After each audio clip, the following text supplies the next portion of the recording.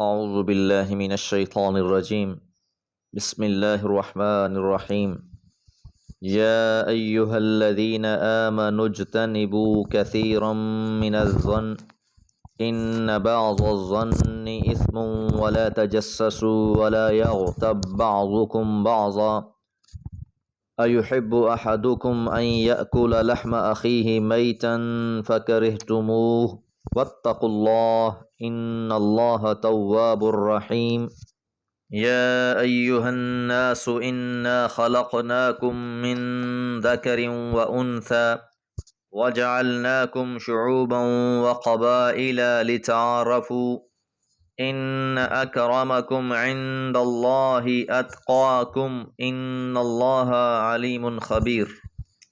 سورۃ الحجرات آیات 12 اور 13۔ یا ایہا الذین آمنوا، اے لوگو جو ایمان لائے ہو، اجتنبوا، اجتناب کرو، بچو، کثیرا من الظن، بہت سے گمانوں سے، ان بلا شبہ بعض الظن، بعض گمان، اثم گناہ ہیں۔ آیت نمبر 11 میں ایک دوسرے کا مذاق اڑانے سے منع کیا گیا، عیب نکالنے اور برے القاب سے پکارنے سے منع کیا گیا۔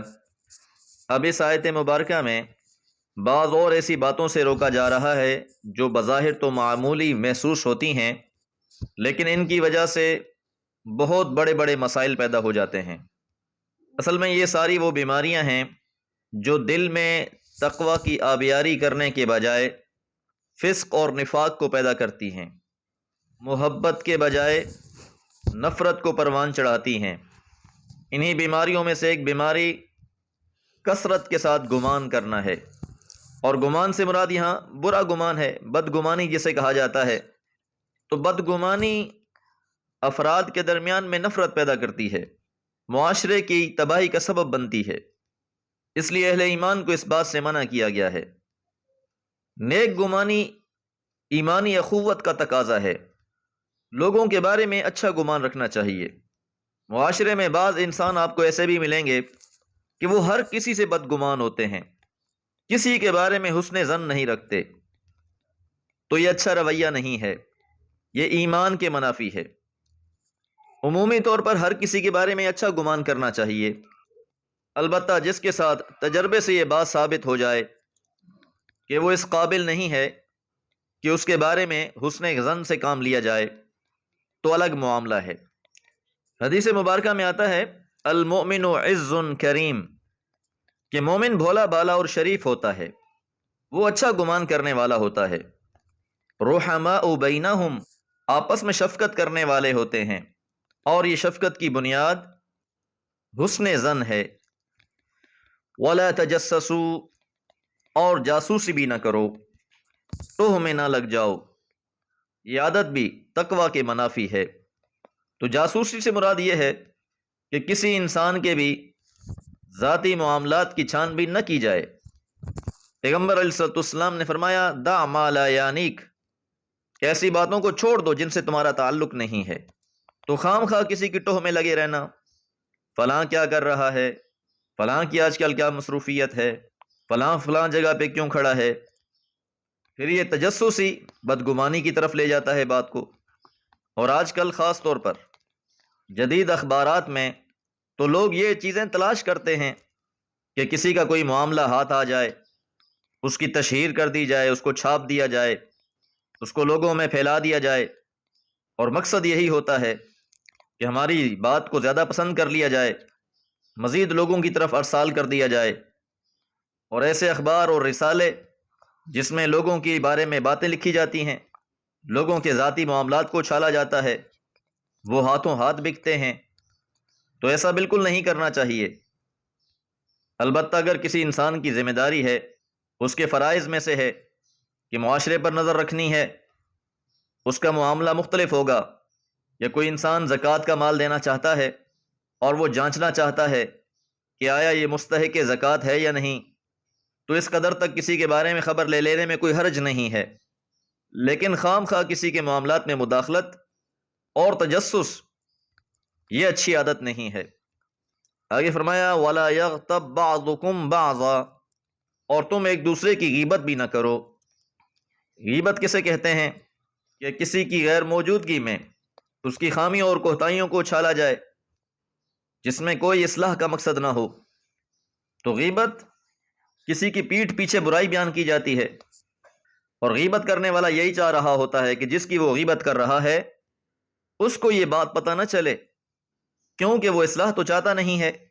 اگر یہ اس کے ساتھ مخلص ہوتا، اس کی بھلائی چاہنے والا ہوتا، تو یقیناً یہ جا کر اس کو تنہائی میں خبر کرتا، اسے تنبیہ کرتا، لیکن یہ اس کو تنبیہ کرنے کے بجائے لوگوں میں جا کر اس کے عیب کی تشہیر کرتا ہے، تو یہ غیبت ہے۔ اور عمومی طور پر یہ غیبت اختیار کرتے ہوئے لوگ قسم بھی اٹھا لیتے ہیں کہ سچ کہہ رہا ہوں، کوئی جھوٹ نہیں ہے۔ تو یاد رہے غیبت ہوتی ہی وہی ہے جس میں سچ کہا جا رہا ہو۔ اگر بات جھوٹی ہو پھر تو تہمت ہے کہ ایک شخص میں کوئی عیب نہیں ہے، کوئی خامی نہیں ہے، اور اس کی طرف منسوب کر کے بیان کر دی جاتی ہے، تو یہ تو تہمت ہے۔ کسی انسان میں کوئی عیب موجود ہے اور پھر اسے خام خواہ لوگوں میں بیان کیا جائے، یہ غیبت کے زمرے میں آتا ہے۔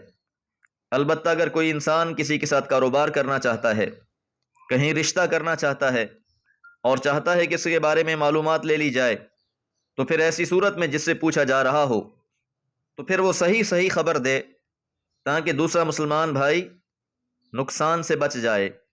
اب غیبت کتنا بڑا جرم ہے اس کا اندازہ اس بات سے لگائیے، ایحب، کیا پسند کرے گا، احدکم، تم میں سے کوئی ایک، ان یاکل، کہ وہ کھائے، لحم اخیہ، اپنے بھائی کا گوشت، میتا، مردہ، کہ کیا تم میں سے کوئی شخص یہ بات پسند کرے گا کہ وہ اپنے مردہ بھائی کا گوشت کھائے؟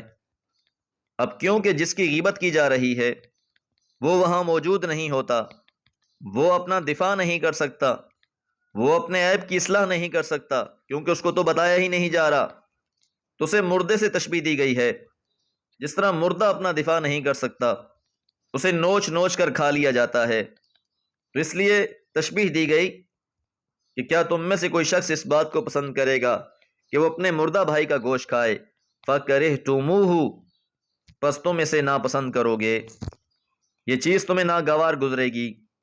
یہ تو تصور ہی بھیانک ہے کہ انسان اپنے مردہ بھائی کا گوشت کھائے۔ وَاتَّقُوا اللَّهَ، اور اللہ سے ڈرو، ان اللہ، بے شک اللہ تعالیٰ، تواب، خوب توبہ قبول کرنے والا، رحیم، مہربان ہے۔ تو اس معاملے میں پہلی بات تو یہ ہو گئی کہ اللہ سے ڈرتے رہو، ان سارے معاملات سے رک جاؤ اور توبہ طائب ہو جاؤ، بے شک اللہ تعالیٰ خوب توبہ قبول کرنے والا ہے، معاف کرنے والا ہے، اللہ مہربان ہے۔ تو آیت نمبر 11 اور 12 میں 6 باتوں سے روکا گیا ہے۔ 3 باتیں تو ایسی ہیں جو اعلانیہ طور پر کی جاتی ہیں، جو آیت نمبر 11 میں بیان کی گئی ہیں، مذاق اڑانا، تانا دینا اور برے القاب سے پکارنا، اور آیت نمبر 12 کی 3 باتوں کا تعلق انسان کی نجی زندگی کے ساتھ ہے، سوء ظن، برا گمان، تجسس اور غیبت۔ یا ایہا الناس، اے لوگو، انا، بلا شبہ ہم نے، خلقناکم، تم کو پیدا کیا ہے، من ذکرن، ایک مرد سے، یعنی آدم علیہ السلام، وانثی، اور ایک عورت سے، بی بی حوا سے۔ یہیں سے تمام انسانوں کی ابتدا ہے۔ تمام کے تمام انسان جہاں بھی دنیا میں آباد ہیں ان کی اصل الاساس حضرت آدم اور اماں حوا سے ہے۔ وَجَعَلْنَاكُمْ، اور ہم نے تم کو بنا دیا، شعوباً، کنبوں میں، وقبائل، اور قبیلوں میں، لِتَعَارَفُوا، تاکہ تم تعارف حاصل کر سکو۔ تو جو مختلف کنبوں میں، قبیلوں میں، خاندانوں میں تقسیم کر دیا گیا ہے انسانوں کو، تو اس کا مقصد تفریق نہیں ہے بلکہ صرف معرفت کے لیے ہے، پہچان کے لیے ہے۔ تو یہ تفریق، اس میں کوئی اعزاز نہیں ہے، اس سے کوئی اعلیٰ نہیں ہو جاتا، اس سے کوئی ادنا نہیں ہو جاتا، بلکہ معیار کیا ہے، ان، بلا شبہ، اکرمکم، تم میں سے سب سے زیادہ عزت والا، عند اللہ، اللہ کے نزدیک، اتقاکم، تم میں سب سے زیادہ پرہیزگار۔ کسی بھی قوم سے ہو، کسی بھی قبیلے سے ہو، کسی بھی خطے کا رہنے والا ہو، کسی بھی دور کا ہو، جو انسان سب سے زیادہ اللہ سے ڈرنے والا ہے، تقوی اختیار کرنے والا ہے، پرہیزگاری اختیار کرنے والا ہے، وہی اللہ کے ہاں سب سے زیادہ عزت والا ہے۔ تو انسانوں کے درمیان میں فضیلت کا معیار تقوی ہے، اور اس بات کی وضاحت حضور علیہ الصلوۃ والسلام نے خطبہ حجۃ الوداع میں بھی فرمائی۔ کسی عربی کو اجمی پر، کسی اجمی کو عربی پر، کسی سرخ کو کسی سیاہ پر، کسی سیاہ کو کسی سرخ پر کوئی فضیلت حاصل نہیں سوائے تقوی کے۔ ان اللہ، بے شک اللہ تعالی، علیم، خوب جاننے والا، خبیر اور باخبر ہے۔ دعا گو ہیں اللہ تعالیٰ ان تمام بیماریوں سے ہم سب کو محفوظ رکھے، اور امت مسلمہ کو اتفاق و اتحاد نصیب فرمائے۔ وما علیہ الا البلاغ۔